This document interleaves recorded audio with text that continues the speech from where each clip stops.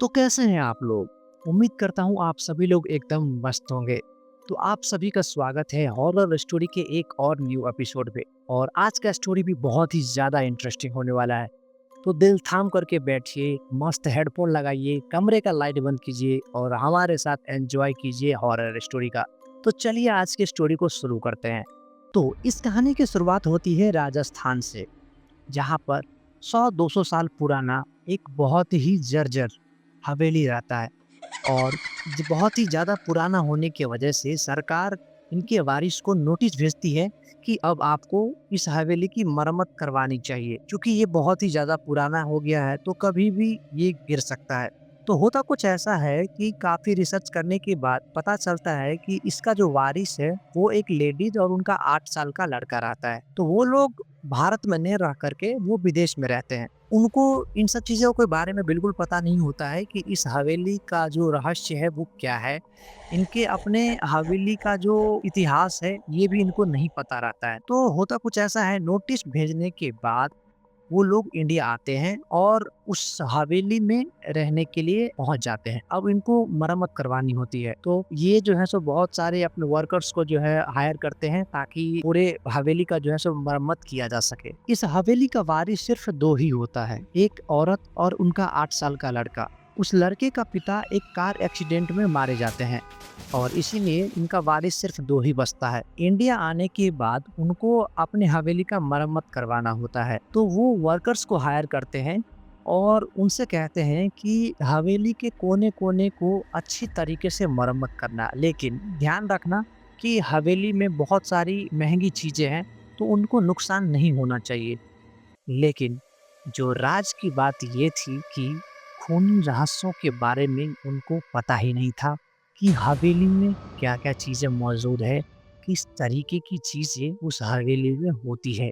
अब चूँकि वो जो मज़दूर वहाँ पे थे, वो वहाँ के लोकल थे और उन्हें कहीं न कहीं इन सब चीज़ों का डर सता रहा था कि इस हवेली में बहुत सी रहस्यमय चीज़ें होती है। इसीलिए कहीं न कहीं उनको डर भी हो रहा था। अब चूँकि ये लोग विदेश में रहते हैं, तो इन्हें जानवर पालने का बहुत ज़्यादा शौक था। तो इसीलिए वो स्टार्टिंग में जब रहने के लिए आते हैं, तो वो एक कुत्ता पालते हैं, जिसका नाम रॉकी होता है। तो वो उसका जो लड़का है, वो अपने रॉकी के साथ जो है सो मस्त खेलते रहता है। अचानक क्या होता है कि कुत्ते को कुछ ऐसी चीज़ें फ़ील होती है, जिसकी वज़ह से वो एक ही डायरेक्शन में देखते हुए लगातार भौंकते रहता है। और वो जिस तरफ देख रहा था ना, वहाँ पे काफ़ी दूर तक जो जिधर उसकी नज़र जा रही थी, जिस तरफ देख कर के वो भौंक रहा था, वहाँ पे काफ़ी ज़्यादा अंधेरा होता है। अब चूँकि हवेली बहुत बड़ा है, तो इन लोगों को कन्फ्यूज़न हो रहा था कि आखिर ऐसी क्या बातें हैं, जो इस तरफ देख कर के वो इतना ज़्यादा भौंक रहा है। तो कहीं न कहीं मन में शंका पैदा होता है। तो जैसे ही इसका लड़का जो है उस तरफ जाता है कि आखिर किस वजह से मेरा जो रॉकी है वो भौंक रहा है। तो जैसे ही उस तरफ आगे जाता है, तभी अचानक उसे एक परछाई नज़र आती है। और ये परछाई को देखते ही ज़ोर से चिल्ला उठता है, "मम्मी, मम्मी!" जिसके बाद मम्मी अपने बेटे का चीख सुनकर जल्दी से अपने बेटे के पास आती है। वो लड़का तो एकदम डर से सहम-सा गया था। कुछ बोल ही नहीं पा रहा था, चूँकि उसने पहली बार कुछ ऐसा देखा जो कि इससे पहले उसने कभी सोचा भी नहीं था कि कुछ इस तरीके की चीज़ें भी वो देखेगा। लेकिन वो अपनी चीज़ों को व्यक्त नहीं कर पाता है, अपनी मम्मी को बता नहीं पाता है, तभी वो जो उसकी मम्मी है उसको लेकर के कमरे में जाती है और थोड़ा रिलैक्स होने के बाद वो लड़का उससे बताता है कि मम्मी, मैंने उस जगह पर एक परछाई देखी जो कि बहुत ही भयावह था। इसको मम्मी को लगता है कि हो सकता है किसी कारण से मेरे बेटे को वहम हो रहा होगा। तो वो अपने बेटे को बोलती है कि बेटा, हो सकता है तुम्हारे मन में कुछ वहम हो गया होगा। तो इन चीज़ों को मत सोचा करो, आराम से तुम जो है सो अपना खेलते रहो। पहले तो ये इग्नोर करती है। फिर होता कुछ ऐसा है कि इसके मम्मी को भी धीरे-धीरे उस हवेली में कुछ अलग-अलग तरीके का चीज़ें इसको फ़ील होने लगा था। इसके मम्मी को भी जो है सो कभी कुछ परछाई, कभी कुछ अजीब-सी आवाज़, इस तरीके की चीज़ें इनको फ़ील होने लगा था। लेकिन ये सोच के इग्नोर करती हैं कि हो सकता है मेरे माइंड में वहम हो गया होगा और इनसे पहले जो भी स्टोरी हवेली के बारे में थोड़ा बहुत सुना था, इनसे हो सकता है इनके मन में वो चीज़ें पैदा हो रही होगी, इसीलिए ये सब चीज़ें इनको इग्नोर करती है। लेकिन एक रात जब वो अपने कमरे में अपने बेटे के साथ सो रही होती है, तभी उसके खिड़की पर अचानक एक पक्षी आकर जोर का टकराता है। अचानक उस आवाज़ की वजह से उर्मिला जी का जो नींद है वो खुल जाता है। वो ये देखने के लिए उठती है कि आखिर खिड़की पर ऐसा क्या टकराया है। वो जैसे ही आकर के देखती है तो एक पक्षी जो है वो उसके खिड़की में आकर के और फँस चुका है। जैसे लगा था कि कोई किसी ने पक्षी को उठा कर के और ज़ोर से उसमें फेंक दिया हो। वो पक्षी एकदम खून से लथपथ था और ऐसा दर्द से एकदम छटपटा रहा था। तो ये चीज़ें देख कर के सबसे पहले एकदम उसको डर होता है कि ये अचानक ये पक्षी कहाँ से आ गया। तो इसलिए वो क्या करती है कि उस पक्षी को निकाल कर के, और चूँकि वो पक्षी जो है ना दर्द की वज़ह से वो मारा जा चुका होता है, तो उस पक्षी को निकाल कर के वो नीचे की तरफ फेंक देती है। तो दीवार पे चारों तरफ जो है सो खून खून ही खून उसको दिखाई देता है। तो उसके बाद इसके तो होश ही उड़ जाते हैं, क्योंकि आधी रात को दूर-दूर तक कोई दिख नहीं रहा था और अचानक से इसके खिड़की पर ये पक्षी आना इसको काफ़ी ज़्यादा डरा देता है। इसके बाद उर्मिला को पूरी रात नींद नहीं होती है। ये पूरे रात जगी होती है। इसको लगता है कि हो सकता है किसी ने इसके साथ मज़ाक किया हो। जब सुबह होता है तो ये उन लेबर से पूछती है कि मेरे खिड़की पर क्या तुम लोगों में से किसी ने पक्षी को मारा? क्योंकि पक्षी अपने आप तो मेरी खिड़की पे नहीं आ सकती है। तो ज़रूर तुम लोगों में से किसी का शरारत होगा। तो जल्दी बताओ तुम लोगों में से किसने ये शरारत किया है? तो उन सब लेबर का कहना होता है कि मालकिन आप किस पक्षी की बात कर रही है? आप जिस खिड़की की बात कर रही हैं, हम लोग अभी उधर से ही आए हैं और हमें तो ऐसा कोई पक्षी मरा हुआ वहाँ पर नहीं दिखा। उर्मिला को बड़ा ही शौक लगता है कि यार ऐसा कैसे हो सकता है? कल रात में मैंने अपने हाथों से उस पक्षी को निकाल कर नीचे फेंका था, तो वो पक्षी अचानक गायब कैसे हो सकता है? ये चीज़ को चेक करने के लिए उर्मिला जैसे ही वहाँ जाती है, तो वो देख के एकदम सहम-सा जाती है कि मैंने जिस पक्षी को नीचे फेंका था, वो तो यहाँ पे है ही नहीं। वो पक्षी छोड़ो, उसका वो जितना खून का छींटा था ना, वो एक छींटे उसको नज़र तक नहीं आती है। पक्षी का एक पंख तक उसको नज़र नहीं आता है। ये देख कर के उर्मिला के रोंगटे खड़े हो जाते हैं। उसके मन में एक डर सा बैठने लगा था। इस हवेली में कुछ ना कुछ तो गड़बड़ है, क्योंकि उसके बेटे ने भी उस एक परछाई के बारे में बताया है। इसके अलावा उर्मिला को भी कई बार अलग-अलग तरीके की आवाज़, कई तरह की नेगेटिव एनर्जी, इन चीज़ों का एहसास उसे हो रहा था। तभी ये चीज़ें होने के बाद वापस से उर्मिला अपने बेटे के साथ अपने कमरे में टीवी देख रही होती है और तभी अचानक से किसी के गिरने की आवाज़ आती है। जैसे ही ये खिड़की से बाहर देखती है तो एक मजदूर छत से नीचे गिरकर वो मर गया होता है। ये जैसे ही देखती है तो इसे एक मजदूर की लाश दिखाई देती है। जैसे ही ये लाश देखती है दौड़ के ये नीचे आती है और मजदूरों से पूछती है ये कैसे मर गया? अभी तक तो एकदम नॉर्मल सा था। जो भी दूसरे वर्कर थे उन लोगों का सभी का अलग-अलग जवाब होता है। किसी का कहना था कि इसने आत्महत्या कर लिया। किसी का कहना था कि इसको किसी ने धक्का दे दिया। किसी का कहना था कि ज़रूर इस हवेली में उसका ही काम होगा।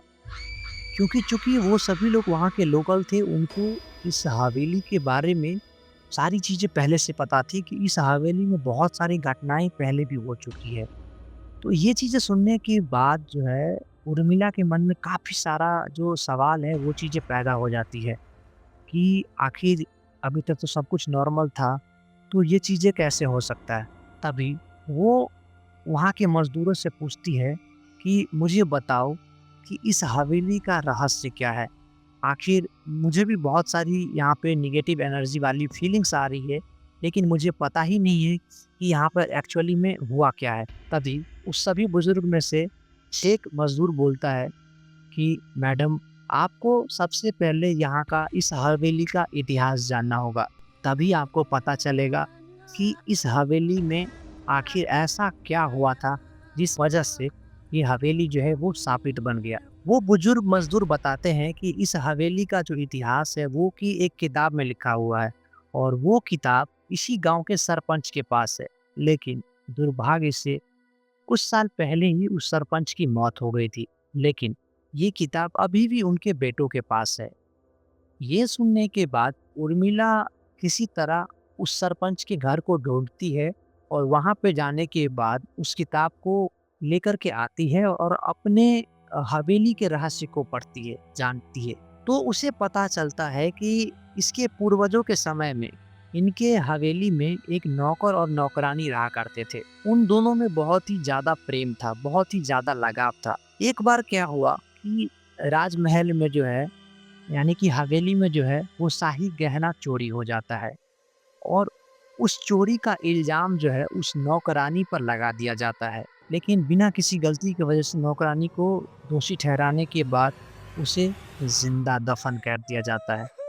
ये सदमा बर्दाश्त नहीं होने की वजह से नौकर भी खुद को आत्मदाह कर देता है। इसके बाद उन दोनों की आत्मा इस कदर कहर बरसाती है कि पूरे हवेली में उनका आत्मा घूमते रहता है। कुछ दिनों के बाद बहुत सी रहस्यमयी घटना उस महल में होना शुरू हो जाता है और देखते ही देखते एक दिन राजा अपना तलवार निकालकर अपना गला में घुसा करके खुद को मार देता है। यह देखने के बाद धीरे धीरे करके सबकी बहुत ही बेरहमी से मौत होने लगती है।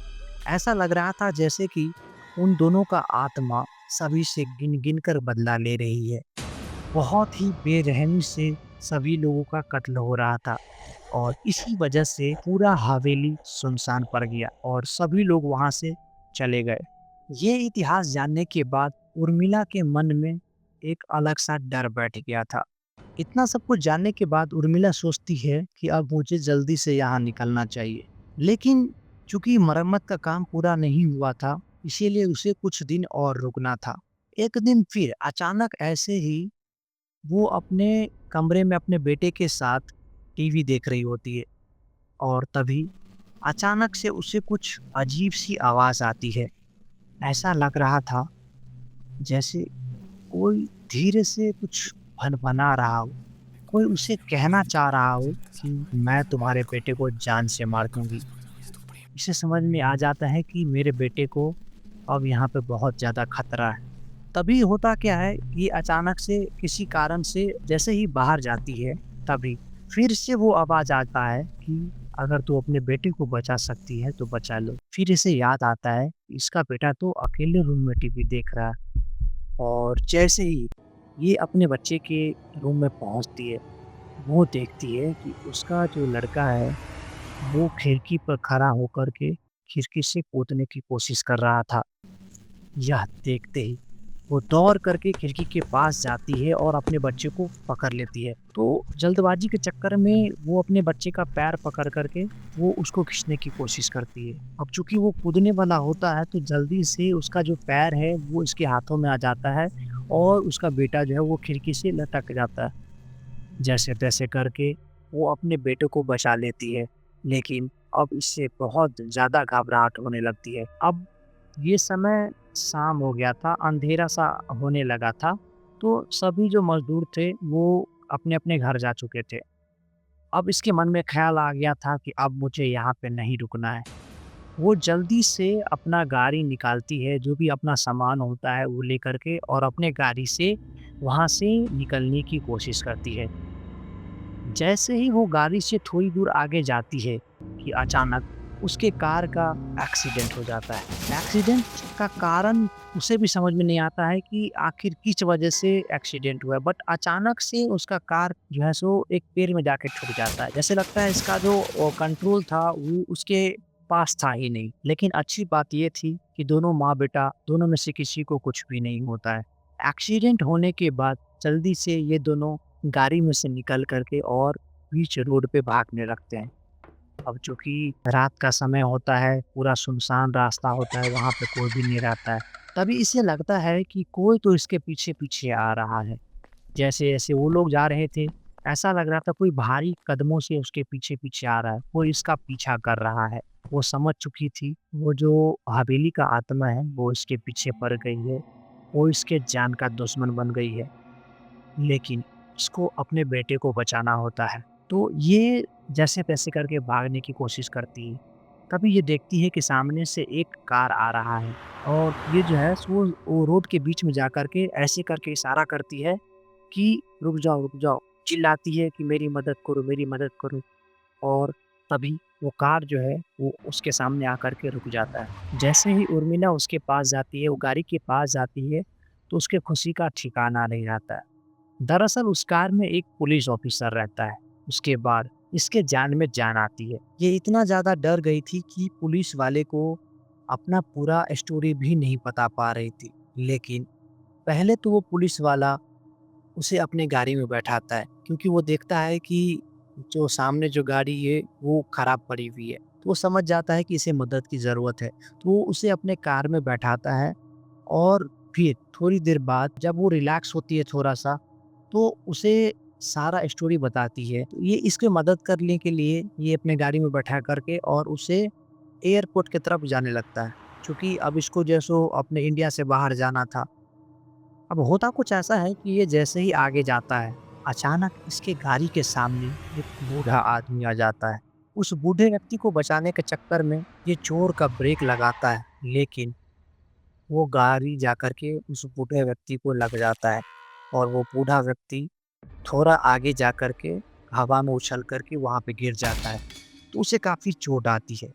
तो पुलिस ऑफिसर अब गाड़ी से उतर कर के उस बूढ़े आदमी को देखने के लिए जाता है। तो देखता है कि वो काफ़ी ज़्यादा चोटिल है। तो अब इसे ये लगता है कि सबसे पहले इस बूढ़े व्यक्ति को हॉस्पिटल लेकर जाना चाहिए क्योंकि इसकी मौत हो सकती है। तो वो उस बूढ़े व्यक्ति को उठा करके और अपने गाड़ी में जाकर के उसको रख देता है और फिर ड्राइविंग सीट पर जाकर के गाड़ी को ड्राइव करने लगता है। तभी अचानक से पीछे से वो बूढ़े व्यक्ति का जो हाथ है, वो पुलिस वाले के गर्दन पे आके ऐसे करके दाबने की कोशिश करता है, मानो वो बूढ़ा व्यक्ति उसको मारने की कोशिश कर रहा है। इतने ज़ोर का वो गर्दन दबाता है, मानो कि उस बूढ़े व्यक्ति के अंदर बहुत ज़्यादा ताकत हो। ये पॉसिबल ही नहीं हो सकता है कि इतने बूढ़े व्यक्ति के पास इतना ताकत आएगा कहाँ से? तभी उसके मन में भी ये संकोच होता है कि ये कोई नॉर्मल व्यक्ति तो है नहीं। तभी क्या करता है कि अब चूँकि उसने उसका गर्दन दबाया था, तो जो खाली हाथ था, उस अपने हाथ का चूँकि अब वो पुलिस ऑफ़िसर है, तो उसके पास बंदूक भी होगा। तो वो दूसरे हाथ से अपना बंदूक निकालता है और जो बूढ़ा व्यक्ति है उसको जो है सो शूट करता है। तो जैसे ही वो बंदूक चलाता है तो उसमें जो गोली निकलती है वो सीधे बूढ़े के कपार पे जाके लगता है। लेकिन इस गोली से उस पे कोई फ़र्क नहीं पड़ता है। तभी इन लोगों को पूरा विश्वास हो जाता है ये कोई नॉर्मल इंसान नहीं है, ये पक्का उसी हवेली की आत्मा है। जिसके बाद जल्दी से ये गाड़ी को रोकने की कोशिश करता है और ये लोग निकल कर के वहाँ से भागने लगते हैं।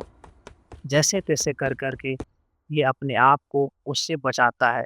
इतना सब होने के बाद जैसे ही उर्मिला वो कार से निकल कर आगे बढ़ती है, थोड़ी दूर आगे जाने के बाद उसे एक मंदिर नज़र आता है और मंदिर में जाने के बाद वो मदद के लिए पुकारती है।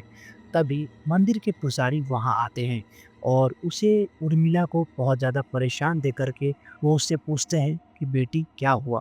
तो उर्मिला उसे सारी कहानी बताती है। इसके बाद वो कहती है कि मैं यहाँ से जाना चाहती हूँ, लेकिन वो आत्मा मेरा पीछा नहीं छोड़ रहा है।